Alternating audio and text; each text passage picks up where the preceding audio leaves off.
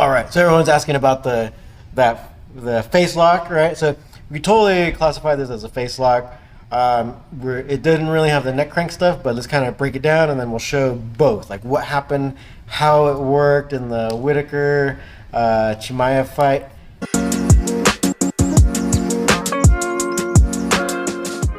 And so let's go ahead and, like, without further ado, let's do this.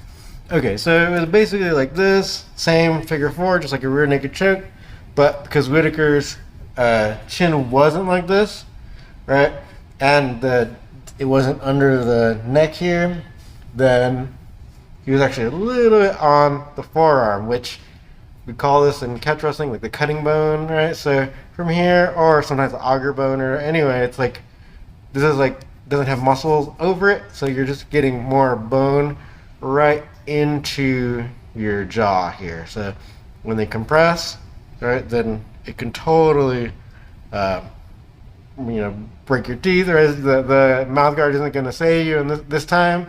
And go ahead and start going, right? So that compression is going in, so it can totally drive in and hurt dislocate your jaw, or break the jaw, all kinds of things, all kinds of bad things can happen.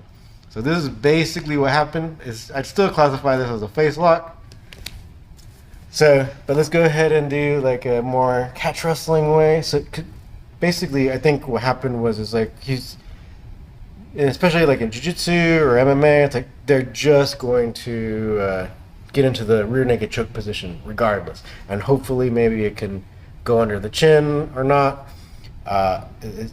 They're just going to try to get to that position, see what happens, right? So like in the Khabib-Conor match, Conor was actually in the, like, he actually was in the groove, but he still tapped, even though he wasn't necessarily being choked. He kind of got a little crank action. So let's show you how to get the neck crank going. So from here, you definitely want to go in. So in this case, instead of just going straight for the figure four, right, you want to punch them. Actually, even go ahead and show them, like, go ahead and lead with the knuckle and dig that into their muscles here. So usually that turns their head, and then once you're here, you can kind of slide. There we go, right into position. Yep, and then you can go ahead and finish. Right, so you can squeeze in just like the rear naked choke, and then if you in the position right now where the Cindy is, where she doesn't have her hooks in, then you can start pulling the person back, right? So you're here, and then they start, like, they're just like sucking me up, right? Getting the neck to bend, and then as she kind of like even like kind of starts walking back, right? Then that starts getting even more neck crank. All right, so you can be pulling them down, going to like a pin, right? Then, so you start driving their shoulders to the mat, but you're folding their head over your cutting bone. That's really devastating, right? So it's going to show again here. So if I'm here, right, then he's behind me, he's driving in, forcing my head to turn, keeping the cutting bone like under the cheekbone here. You can still go, yep, even right there. It's like almost, most people would probably tap, but then if you get a little more fold in the neck, total neck crank, face lock action. So something to think about, right? Yeah, go ahead. Oh, I think more people just do rear naked choke just because neck cranks and spinal locks, whatever, are just not legal. Yeah, exactly. So I think in MMA, since I think even they're not even thinking about neck crank, right? They're not intentionally even doing it, because it's just thinking about like, I'm behind them, I'm going to get into the figure four. Hopefully I can work my, even work your arm under the chin or whatever. That's really, like, that's probably how you want to be thinking, right? Once you got it, you want to try to see something quickly, see where it goes. Not necessarily thinking about, like, I want to turn the face and then get the position. So that's why we're doing this breakdown, to show you, like, if you want to think about it or refine your move, get the neck crank in there too. They're gonna tap pretty quick.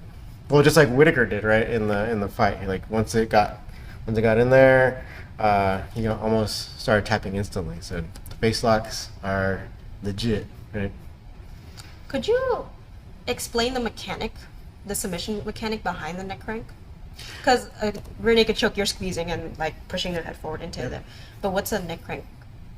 So the neck crank itself would be like once you start getting the basically removing range of motion from the neck joint.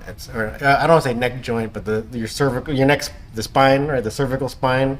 So all those bones there. So you want to take away that range of motion, right? So we'll go ahead. This time you get in front here. So the head can only turn so far. We're going to do it this way. So if you drive in, right, and then you get this you can already get like a call it like a cross face in catch wrestling. You can already get a submission like this. So say if I have this, right, this already hurts, but then I start pulling down, right, then you can start getting that neck crank to like that hurt, right? Yeah.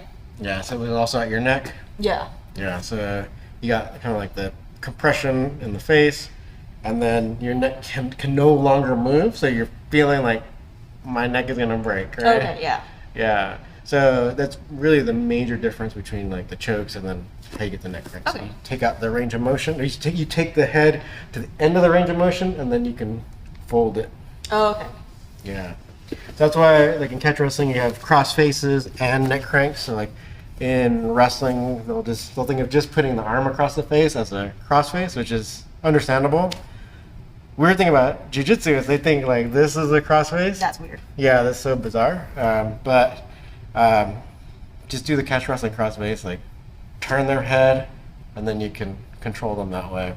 Right? And then maybe you can turn it into a face lock. So there is that. Actually, might as well talk about. Come back to the. so this would be a cross face. I can turn this way a little bit. So if I'm just here, this is just a cross face. This is not a face lock. But then like if I come in like this, right, and I get the submission this way, that is a face lock. Okay. This is technically, at least in my mind. You can ask my buddy John Strickland what he thinks, but my arm is across the face. I'm not really seizing up a lock. I just have pretty much like this, right? I don't really have like a headlock or thing like that. Like maybe some people might call this a chancery, but I kind of like the idea of just calling this a cross face because it is just that simple. And then this whole thing is the lock itself. So a lot of detail about the differences, right? So hopefully that's enough for you to kind of like wrap your head around and see if you can't.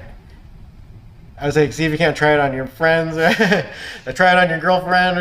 They won't like you after this. So check it out, and then if you have any questions, let us know in the comments, and then we'll see you in the next video right down here.